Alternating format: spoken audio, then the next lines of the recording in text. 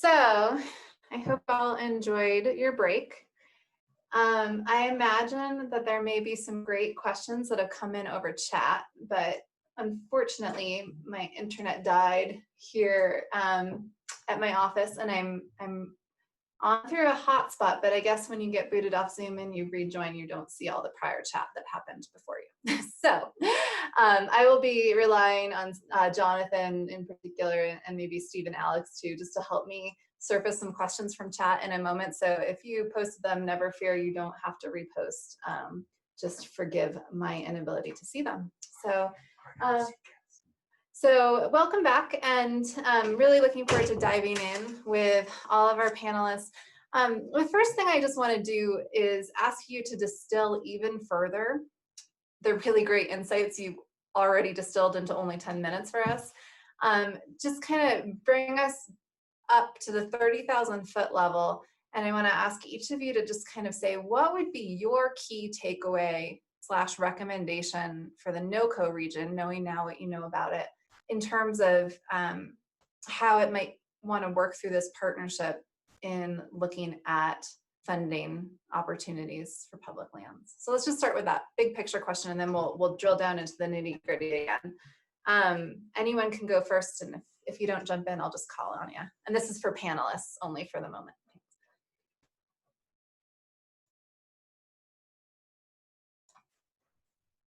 Okay, David, go ahead. Small questions. I mean, conversations I had with Steve, who I think first reached out to me, and in light of some of what I talked about in my presentation is, you know, from my desk, we're hacks, right? We create money.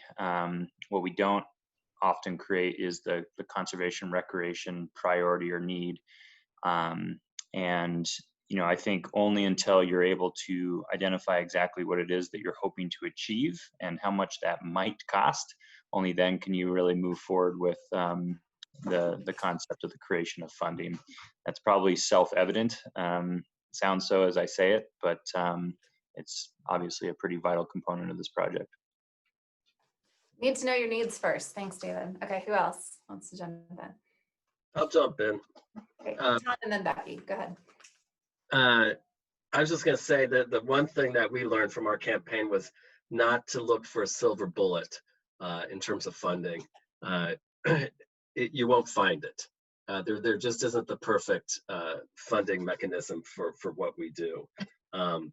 Even with the Great American Outdoors Act, getting $6.5 billion for the Park Service is great. That's about half of the deferred maintenance. It's actually, we've seen the numbers for FY19 are going up to $13.1 billion. So the thing is that it's not going down, it continues to go up. So when we got this congressional funding, we knew we were not going to get all $12 billion and that we'd have to find different ways to deal with it. And I think that you need to be cognizant of that. You can't just have one thing that you're going for in this campaign. You have to have a multitude of ideas out there and work toward all of them.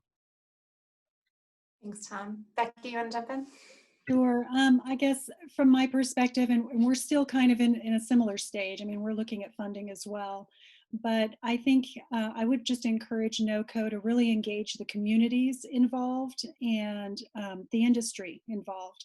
Certainly the outdoor industry, but not just the outdoor industry, because what you're doing affects the quality of life, business attraction, retention, all of it, which affects the whole community. So I would really say, do your best to engage all of them and help them come up with solutions. And I agree with Tom, it's got to be a multi-pronged approach, because I don't think we're gonna, any of us, come up with the one silver bullet that's just gonna take care of this. So the more partners you can engage, the better. And I think those community partners are just really gonna be vital. They're gonna own it.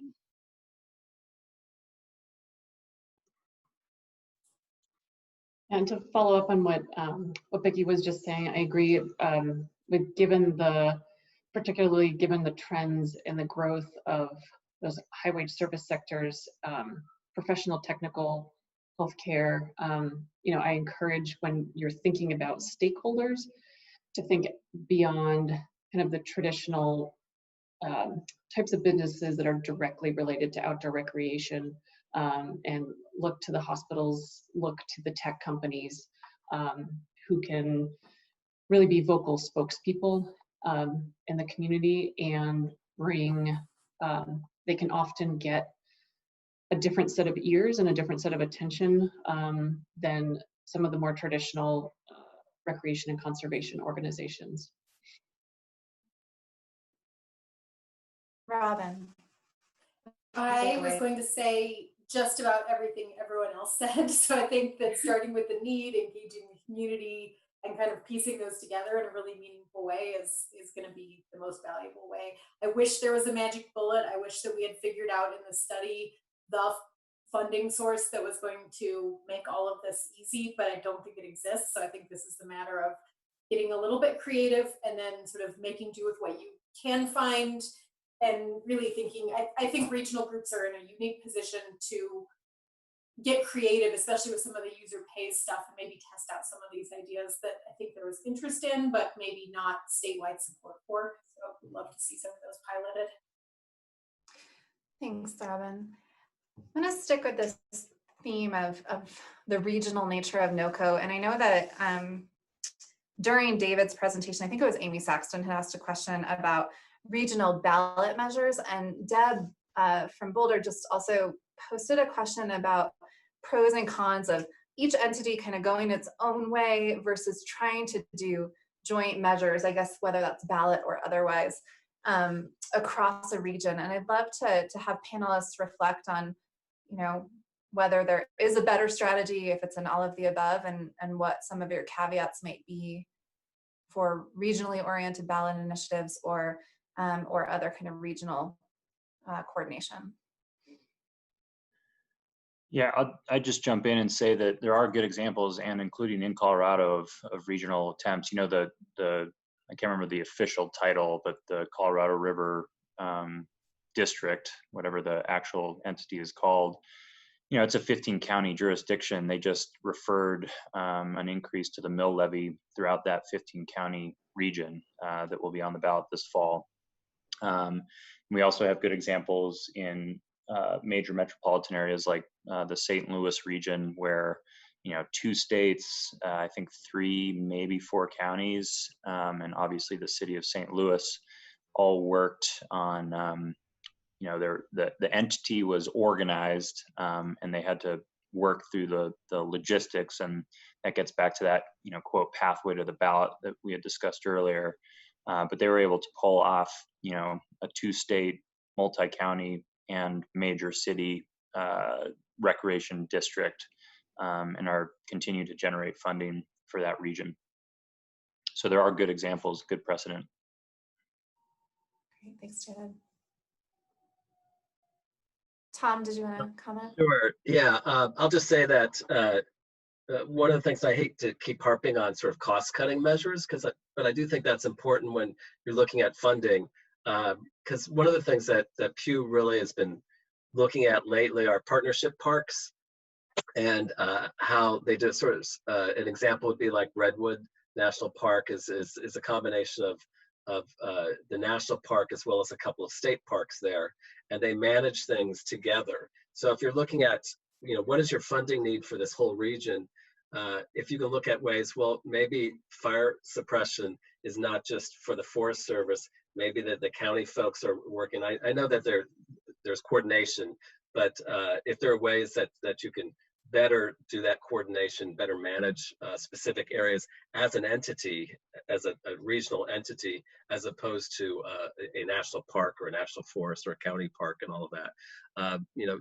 there are lots of good examples with the Park Service. I'm sure that the Forest Service also has a lot of good examples, but I think that that's a way of keeping the costs down. So when you're looking at fund, it's also an interesting way to look at how you can fund various things, because you're looking at collaborations, and oftentimes people will look at that in a much better light than if you're just doing it on your own. Great. So Tom, I'm hearing you speak to both the opportunities for partnerships and in strategizing regionally on costs and needs, and also I think it was coming up in the chat earlier, that there are examples of counties and working with Forest Service specifically on kind of how you share the costs, or you strategize around who's paying for what elements, for example, of fire mitigation. So good discussion of Chaffee County and other examples. Other thoughts on the unique regional opportunities or challenges? One of the things that I've found that I've seen more of and heard more of in the last year or so is that funders are actually looking at more landscape scale projects as more attractive than smaller ones as well. I think they're seeing they want to make a bigger impact. And when they can see a region coming together around those common visions and goals, they feel like their funding goes further. It makes a bigger impact. So I think pulling together a region just makes a whole lot of sense. Plus, we know it's confusing to users because every jurisdiction has its own way of funding it, their own rules, their own signage, and you move in and out of these things, and users get confused. So having some things that can be done on a regional basis, I think is easier for this new crop of recreationists that are coming out, and it's easier for them to know, if they're contributing in some way, they know it's going to a bigger impact as well. Mm-hmm. One question that has also just popped up, I think that's really relevant to these comments is, given all these different jurisdictions, do you recommend trying to consolidate funding for subsequent appropriation in a coordinated and strategic way? Can you do that? So, and are there models for that kind of single pot of money? Or are there better ways to think about how a region works together in terms of coordination of funding?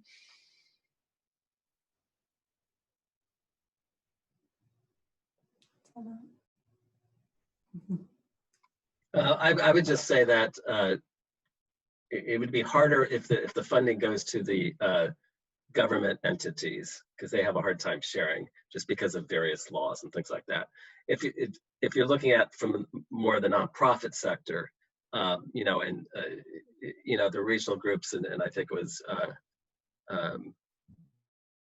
his name I'm forgetting, the gentleman Jason from Rocky Mountain, who's talking about the Rocky Mountain Park Conservancy, who we worked very closely with and was very helpful in our campaign. But if you're looking at getting that type of funding from the nonprofit world, that's easier to get collaboratively.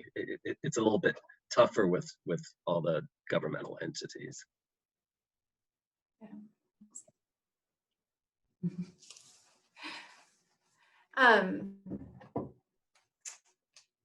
One other question I want to ask you all, just to spend a little more time on, is the messaging and motivation piece, because I think that came up in different ways. Starting, Megan, with your presentation just on what we're seeing as the attractiveness of these communities, but any recommendations for or any elaboration on some of the themes you are each addressing in your own way on how to really tell the story of funding in a compelling way, beyond just being able to state what your needs are, but how to kind of defend that value and how to make the ask successful to stakeholders, to funders, to whomever your audience may be. Yeah, I mean, granted, I'm take this with a grain of salt because I am an economist, so I find dollars and cents very compelling. But I think a lot of times if,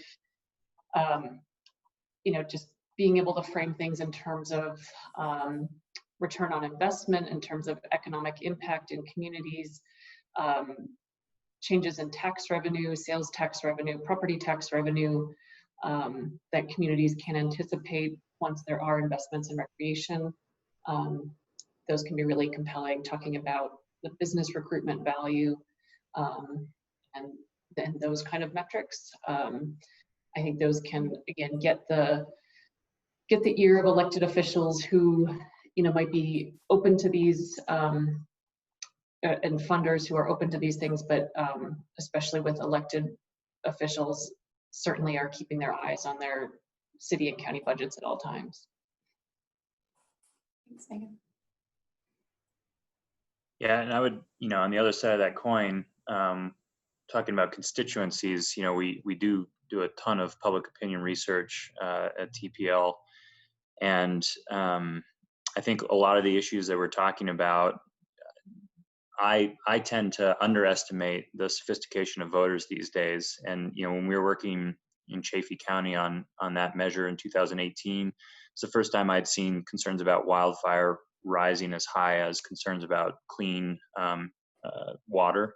And the polling that we just did in Portland, Oregon, granted it's Portland, Oregon, how many days in a row of protests have they been dealing with, but equity was higher than all other conservation priorities in a conservation poll. It was pretty staggering to see. So really understanding the work that you all are doing and how that translates to communities, how climate change is impacting underserved communities, and what close to home recreation means during times of pandemics and in areas that have rapid expansion and growth.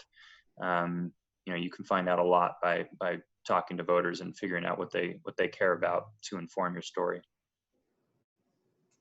Julie, I'll jump in real quick to say that this was probably the #1 question when we were developing the CPW report from every user group was, where's this money going? Why does CPW need more money? They drive shiny new trucks. I see them at the state parks. Are you sure that they actually have a funding crisis going on? And then when we actually started having conversations with specific user groups about what they saw as priorities, whether it was local trail building and maintenance, or whether it was funding for wildlife management that didn't involve big game species, or whatever that sort of specific issue that they particularly cared about, the conversation totally turned around, and all of a sudden they were bought into it. They were invested in this concept or idea. Again, I think this is where a regional group really has some values. I'd say, what are the biggest NoCo priorities? What are the things that people really want to see? And then sort of using that as the basis, I think is really valuable. And then I think building on, I think what David was saying, we're with COVID and with outdoors being such a positive solution for how to spend our time these days, I think everyone is feeling both the importance of the places we like to go and spend time, and also the overuse challenges. So I think there's sort of a unique and unprecedented opportunity to build some messaging around that could be really effective in building broader public support for some of these issues. Yeah, I think you're right, Robin. And I think figuring out what it means to the person in that community, the individual, is really key. And one of the things we really didn't bring up, but I think it's important when we talk about how we frame this and the storytelling, is tourism and how that's looked at by our communities, especially along the Front Range. And that's a challenge right now. Tourism is a very good thing as an economic driver, but it's a really challenging thing for citizens. And we're seeing that in our smaller communities, especially that are getting bombarded with tourists, that they're seeing it as a negative, and understandably. So I think how we frame that and how we frame the other values of outdoor recreation that you brought up, the mental health values of our citizens and how that's been so important to them during the pandemic, et cetera, and the jobs, bringing in businesses and how it's good for the community overall, I think is important. So I think framing tourism in the right light, but recognizing that we have to bring up those other values, economic and otherwise, because the person sitting in that room knows that when he goes to his favorite trail, there's everybody on it. So that's a challenge for us. So I think how we frame all of that's going to be really important. Thanks, Becky. And can I just say real quickly, just for our campaign, and it was different because it was a national campaign, but we were all about businesses. And in fact, we kind of shied away from the environmental community and told them we don't want to work with them right now. That's how we started out the campaign, said we want this to be an economic campaign, and Megan's actually correct. I mean, all we did was talk about the economics of national parks, and the Park Service has to say they do a great job of calculating how many jobs, the economic output, how much visitor spending is done in gateway communities. And so we started going into those gateway communities and talking to chambers of commerce.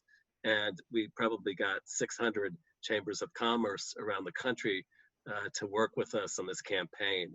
and it and it worked. We especially had a Republican Congress that we had to deal with, and Mitch McConnell, the majority leader, we worked Kentucky very hard in terms of the economics of all the national park sites there. So we wouldn't have been successful with our campaign unless we talked about the economics of outdoor recreation and preservation and all the rest of it. Yeah, fascinating. So what are the community's values about recreation and conservation? That's part of what I'm hearing you all say, but then how do you frame that economically in a compelling way to the right audience? Lots of great questions coming in, but I don't want to miss or ignore ones that might have come in before I had my little internet mishap. So Jonathan, could you just maybe help me navigate some of the questions from before we started the panel, and then we'll come back to these other questions that are coming in too. Well, that's actually fairly simple. I didn't actually see any questions come in during the break. So I think we have enough. You're all taking a break? What? Yep. No worries. Okay. Okay, well, let's go to some of these other great questions. I'm just going to go through them. They're all great. Julie Mack, you had asked, along the lines of messaging, how do you ensure transparency in the use of funds and communicate that to your citizens and users? So to Robin's shiny truck point, how do you convince people you need it, but then how do you do the follow up on accountability?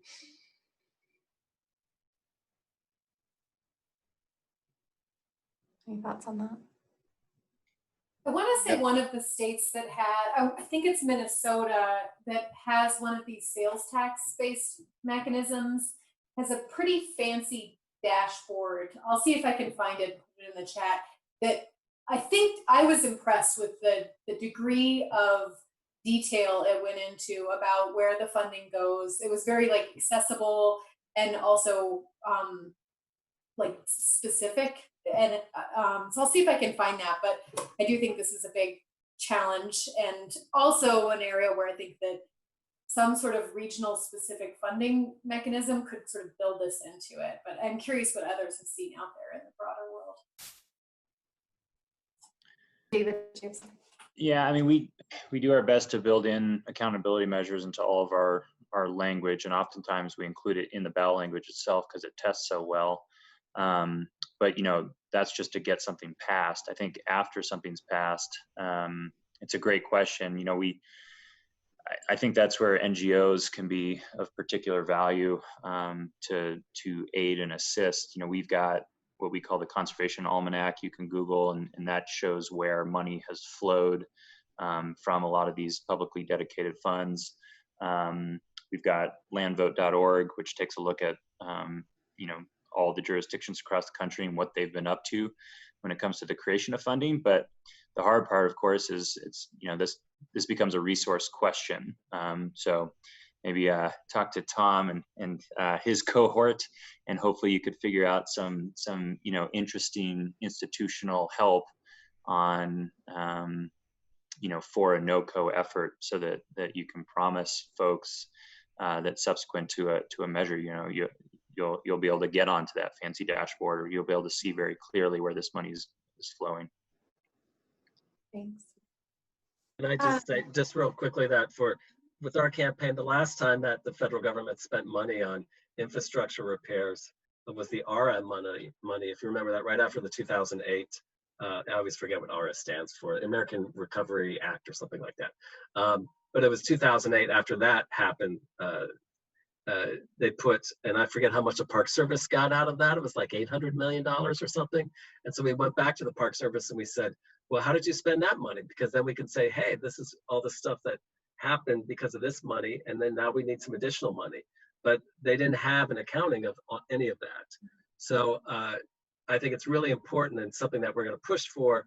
I have to say that PEAH is not the best at implementation. It's more about, we got it done, let's move on. But we are going to try to see if we can at least get them to better account for the type of, what projects the money's going towards, because that's really important, not just for us, but for future people, because you're going to continue to need to do these funding campaigns. They don't stop. Thanks, Tom. Any thoughts from the panelists on organizational structures that help address the barrier that was flagged earlier, specifically the barrier of managing funds collectively. So nonprofit structures, commissions, just any examples you've come across that have worked really well that we should look into further.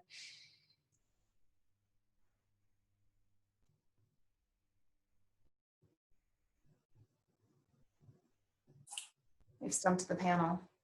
I don't know enough about it to say with confidence that it's a good model, but I know that one model that I've come across is the Sand Flats Recreation Area outside of Moab, because I think it involves the BLM, the county government, and the local community, and it's sort of an example of a high fee. So I think it's a pretty expensive place to visit compared to other free or inexpensive public lands or recreation areas, and requires some degree of coordination between those entities.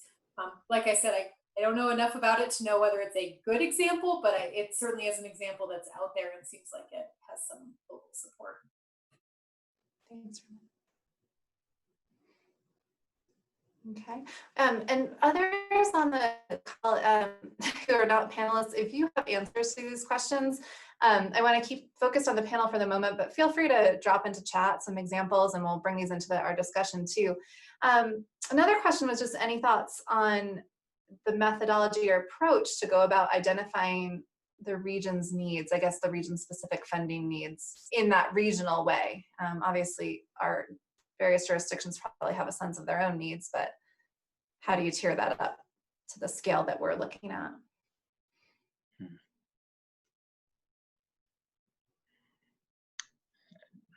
I don't have a great answer. I think you're doing it. I mean, I'd be curious to hear from the public jurisdictions on the phone and the various needs assessments that you undergo.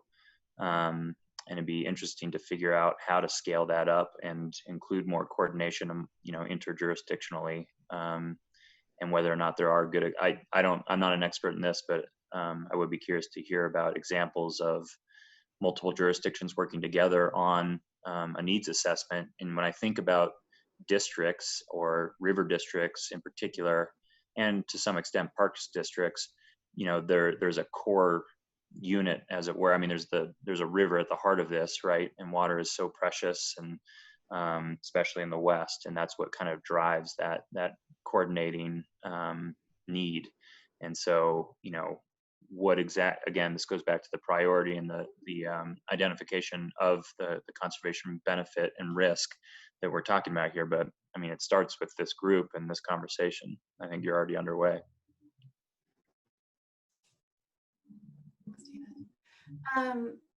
Megan, a question for you. Have you seen any specific data around business recruitment statistics? Lisa at Metro Denver is saying that she has anecdotal accounts but no hard data. So is there information about there that helps make that case that you're saying should be made around community impact and business impact? Yeah, and unfortunately there isn't great national data, but there are a handful of good studies. And while we're on here, I can dig those up and email those to you so you can send them out to the group. Unfortunately, we do have, the anecdotes are great, especially I think, in this region, if you were to go interview the, top 5 employers and their HR departments and talk to them, that could be more compelling than, like one of the studies I'm thinking of was a survey of business owners and leaders in the greater Yellowstone area. So it's a good study, but it's pretty specific to a geography. And so there is some data, but it's not great, unfortunately. Thanks, Maggie. This one, well, it's from Becky to David. So I'll say it for you though, Becky. Can you address how a mill levy or other tax can be instituted across counties? Yeah, and Becky, I think you speak to it in the second part of your question there about the creation of a district, but that's generally the easiest way to seep into other counties, and that's pretty clearly defined in state statute. So it's just about drawing lines, making sure your local electeds are on board, and then following all the compliance issues on your way to the ballot. and then asking voters to say yes. And oftentimes, there's an authorization component and then the funding component. Sometimes they're held simultaneously, and sometimes people try to create that district first with the authorization to tax and bond. Sometimes they try to create and fund, which, anytime you're adding more complicates things. But if that's the goal, sometimes it's helpful just to get it out of the way if you can. Thanks, David. And are there some good models to look at for that have been done successfully? Yeah, there's myriad. But again, in the context of this conversation, excuse me, and again, I apologize, I'm blanking on the official name. I'm sure a lot of you Coloradans would know it, but the Colorado River District, that is, it's a huge one, and it's focused on the water, excuse me, and they're taxing each county with one referral. And that includes all sorts of weird compliance when they go out to refer those measures. But I would take a look at that one. And then I know the Arkansas, maybe upper and lower, both have river districts associated, and the Platte, I think, as well, South Platte. So. And Steve is noting in the chat that Denver's scientific and cultural district and regional transportation districts might be other kinds of models, in other spheres, but may still be worth looking at. Jason, you had commented Jason at the Park Service had commented that it just might be easier to synchronize projects rather than actually pooling funding. And just wondering if panelists have a reaction to that.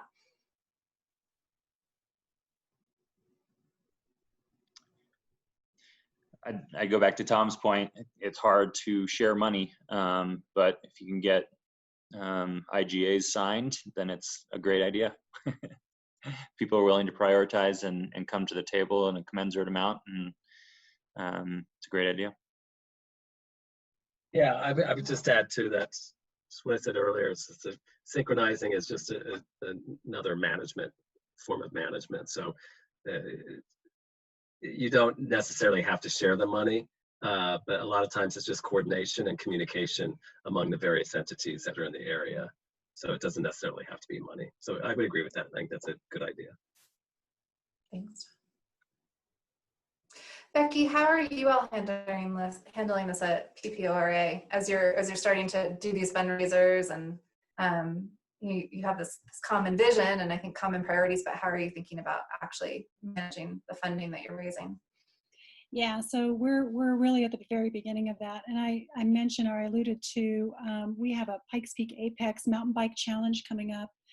And with that, we instituted a PPORA stewardship fund. And so there's a decision-making body that's made up of our land managers, users, and our trail organizations like Rocky Mountain Field Institute as the decision-making body. So they, well, I shouldn't say decision-making body, but they're the ones who are identifying those key projects and priorities that they feel would be a good use of those funds. And right now, the way that we have that, it's small and we're just starting out. Our PPORA board then just basically grants approval that that's how those funds will be used. So the funds right now, the initial contributor of those funds is this race. So we're taking a percentage of the race fees from entrants, a percentage of the total revenue, and it's going into this fund. And then those projects are determined and then approved. So that's how we're dealing with that in a small, part. We're hoping to expand that stewardship fund so that it's not just from this one event, but that other funding mechanisms might be able to go into it. Is that the long-term goal? We don't know yet. We're just still too early in this process to know that. But I think the key, we looked at Gunnison's store, their sustainable tourism and outdoor recreation committee, and it's similar to what we already had with PPORA, because our advisory council is made up of representatives from user groups, land management entities, and the nonprofits that serve in conservation and trail maintenance. And so we already kind of had that group, so it just worked well for them to help determine or recognize what those priorities are and then bring those forward. Thanks, Patty.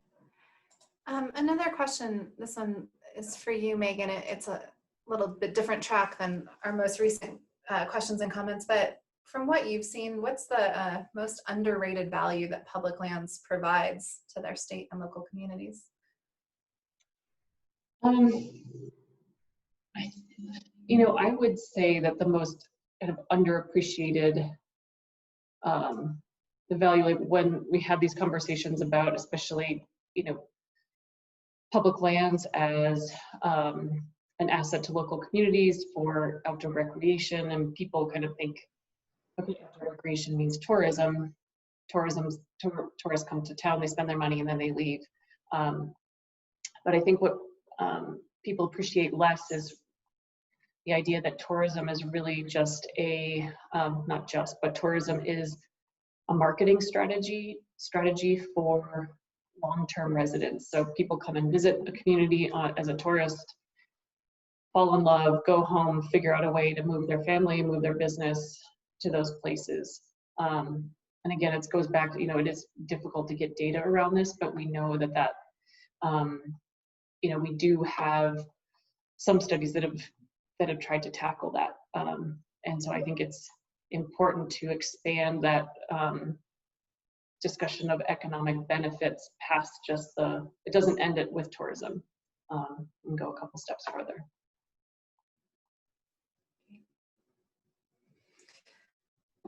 All right, I'm gonna get Julie's comment, not me, but Julie from CMC. What's a comment or a question on, are there some kinds of projects that are best synchronized through regional efforts and regional funding efforts, or better synchronized than others?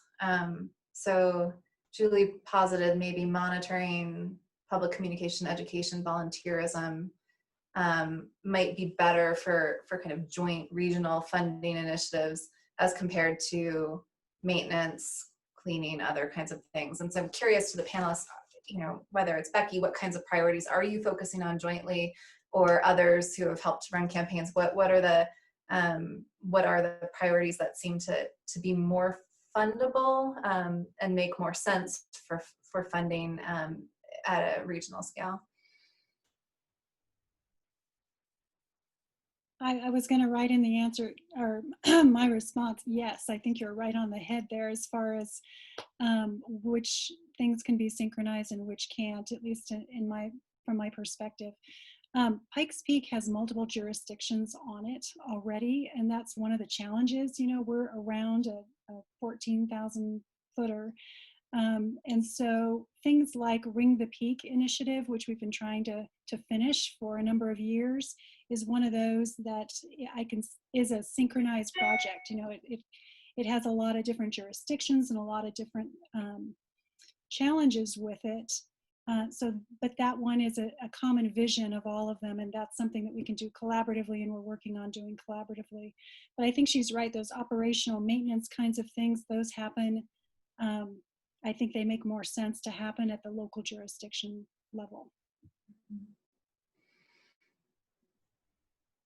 I mean, Tom, you successfully bucketed deferred maintenance kind of across a lot of different jurisdictions and priorities.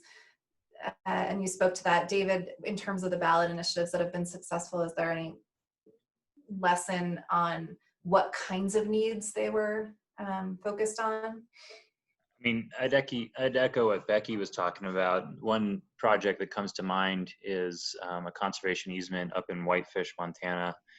And, the easement had everything to do with protecting 3,000 acres of timber company owned land.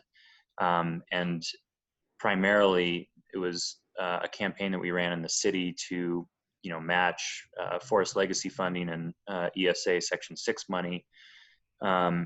Because and the town was interested because two creeks that run through the property provide the drinking water for the town. However, there's long been an economic vision and a recreation vision to create a trail all the way around Whitefish Lake. And in addition to the conservation easement and the protection of viewshed, wildlife habitat, and of course that water and sustainable timber work, which was what the campaign was all about, we also were able to open up a couple parcels of land that the local NGO up there, Whitefish Legacy Partners, never thought they'd be able to build a trail on. So that had everything to do with a vision, community goal, and then a campaign element that kind of pieced into that, or funneled or zippered up into a broader vision. So that has everything to do with multiple jurisdictions and a community vision, whether it's recreation, water preservation, and combating growth. Thanks, Stephen.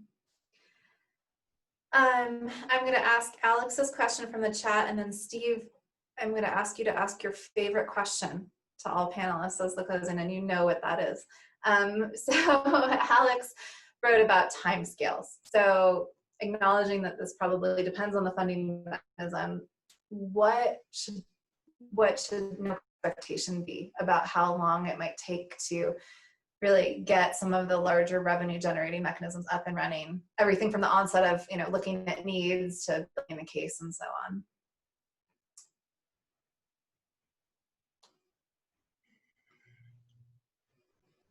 Go for it, Tom. I'm just going to say, PEAH is a large organization that takes its time in doing everything. So we probably took 3 years to do research on national parks, to figure out what it is we wanted to work on. And then the campaign was 5 years, which is not long. If you look at national parks in terms of development, creating a new national park, they usually take 10 to 15 years. So, when you said earlier that 2050, I think you said 2050 is in the name or something like that, because it's a long-term strategy. I thought to myself, well, that's good, because it's going to take a long time to do that. It hopefully doesn't take that long to create it, but it's not a 1 or 2 year project for the most part. David, you could probably, if it's referendum and things like that, there are different milestones along the campaign trail, but these are long-term efforts, and you have to be in it for the long term. And the hardest thing is to keep everyone engaged. It's so nice to see everyone at this meeting today, and it'll be interesting to see 2 or 3 years down the road how many of these same faces are still there working on this. Thanks, Tom. Yeah, and we tend to emphasize these core topic meetings. Each one of them is really a beginning of a process, right? Just to start scoping what the group might need to do over this longer time frame. Affirmation from Chris in the chat that GoCo is looking for regional prioritization of maintenance and operation needs, in addition to planning like Ring the Peak. So good feedback from GoCo. Thanks, Chris. As we round out the hour, and I know Megan in particular has a hard stop, so I think this question needs to go to her first so she can stay with us. But Steve, why don't you ask your favorite question of our panelists? Unless you know something I can't think of my favorite I know it is. It's actually mine. Steve stole it from me, but it's the magic wand. Oh, right? The magic wand question. Okay. Yeah, if you had a magic wand for our region, removing all of the big hurdles, political or otherwise, what would you try? I think is the question, right?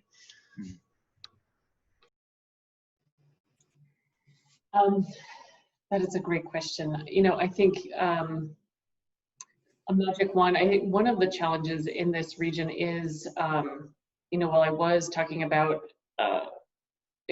how rapidly it's growing, I think there are some really significant differences within the region, and some places being very urbanized and some places being very rural. And so I think one of the big challenges will be if I could wave my magic wand, it would be finding the ways to measure benefits and communicate those benefits in a way that's compelling to folks all around the region, even people living in the middle of nowhere in mountains. Like I'm thinking of my little neighborhood in Gilpin County, to down in the in the heart of the Front Range. So that's how I would use my wand waving. Thank you so much, Megan. And if you do have to drop in this last minute or two, we understand, and thank you so much for being with us today. All right, who else has a magic wand on our panel? Actually, you don't have to have one. This is just hypothetically if you had one. I mean, I'd love to see, if I was thinking magic wand, really good coordination with transportation interests and, you know, like affordable housing interests, along with conservation interests, to create like a quality of life district, right? Something that has money and flexibility for, you know, conservation easements and fee acquisition. Also ensuring that you're not pricing folks out of a community based on the natural assets, and that you're addressing all the capital as well as O&M needs to get that done. But that would definitely be a magic wand. Yeah. Thanks, Dave. It's a challenge. It's a challenge in such a big area that you guys are tackling, and you're right. There's a lot of diversity there, but I think if I had a magic wand, it really would be being able to really tap into those individuals in those different places, so that they feel like they come out a winner out of this. That their vision for their community. They feel a sense of ownership to what's happening with NoCo, that it's not something out there, but it's something that's personal to them. And I think that listening and having that community engagement is just going to be really key for people to feel like they're attached to it. And I think that's how you're going to do it in the long run. I think the question about time frame and how long it takes, one suggestion I would have is, when you're looking at this and you're planning priorities, look for some short-term wins. Look for some things that can be accomplished in the shorter period of time that are something that the community can rally around. And I think that helps build the momentum and the excitement about it going forward. Becky, all three of these comments, you know, just have, I think, really underscored the connection to community and connection to community beyond just conservation and recreation, but that, you know, these broader issues of economy and impact and benefit and equity. So appreciate that. Robin and Tom, I'll just quickly say I agree with everything everyone just said about this.